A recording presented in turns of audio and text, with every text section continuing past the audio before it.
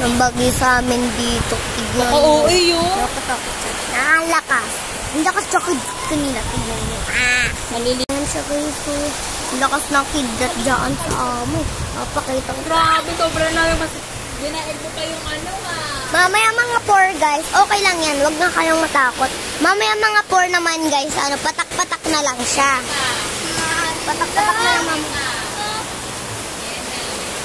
Baka na agad guys. Nakapatak.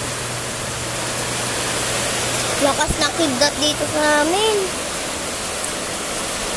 Teka lang, harap ko lang sa akin. Di ba nakakatakot dito sa amin? Sana muna yung bagyo. Uuwi pa naman mamaya yung mama ko. Oh, no.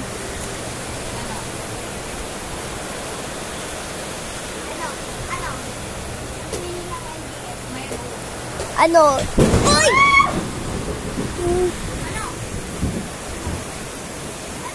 Narinig nyo? Narinig nyo yun? Umilaw yung labas namin. Nakakatakot ko eh. Ay, nakakatakot dito. So, may pag-pray na lang kami.